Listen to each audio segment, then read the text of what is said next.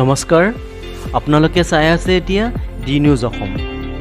গ্ৰাম্য অঞ্চলৰ আৰ্থ সামাজিক উন্নয়নৰ উদ্দেশ্যে জাগিৰোডৰ হেপী হোম মডাৰ্ণ একাডেমীত দেওবাৰে আয়োজন কৰা হয় এখনি সভা।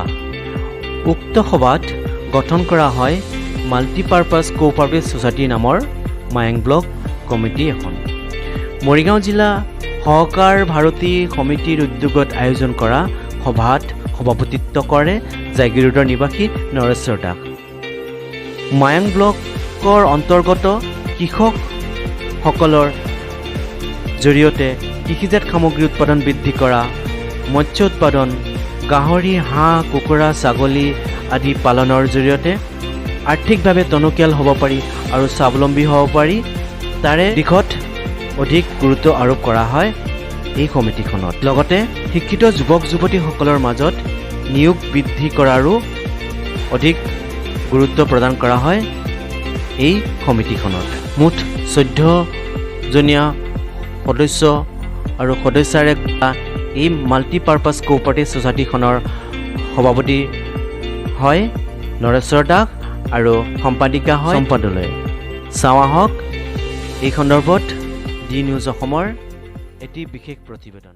নমস্কাৰ, আজি মায়ং ব্লকৰ ভিত্তিত এখন মাল্টি কোঅপাৰেটিভ ছ'চাইটি গঠন কৰা হ'ল আৰু এই কোঅপাৰেটিভখন মাল্টি কোঅপাৰেটিভখন গঠন কৰাৰ উদ্দেশ্য হৈছে আমাৰ গ্ৰাম্য অঞ্চলত বিভিন্ন দিশত আমাৰ গ্ৰাম্য অঞ্চলৰ লোকসকলে কাম কৰি থাকে। কৃষিভিত্তিত হওক বা বিভিন্ন ধৰণৰ ফিচাৰী হওক বা উইভিং হওক বা গটাৰী হওক, পিগাৰী হওক, এনেধৰণৰ বিভিন্ন দিশত আমাৰ গ্ৰাম্য অঞ্চলৰ লোকসকলে জড়িত হৈ আছে আৰু যিকোনো দিশতে যাতে গ্ৰাম্য অঞ্চলৰ লোকসকলে কাম কৰি সাংগঠনিকভাৱে কাম কৰি যাতে তেওঁলোকৰ আৰ্থিক উন্নয়ন সামগ্ৰিকভাৱে কৰিব পাৰে, সকলোৰে যাতে উন্নয়ন হয় আৰু এই উদ্দেশ্যে আমি আমাৰ এই মায়ং ব্লকত এই আজি মাল্টি কোঅপাৰেটিভ ছ'চাইটিখন গঠন কৰা হ'ল। আমি গোটেই মায়ং ব্লক এৰিয়াত আমি এটা মাল্টি কোঅপাৰেটিভ ছ'চাইটি সংগঠন কৰা হৈছে। এইকাৰণেই হ'ল যে আমাৰ ইয়াত এটা মহান উদ্দেশ্য লক্ষ্য আছে।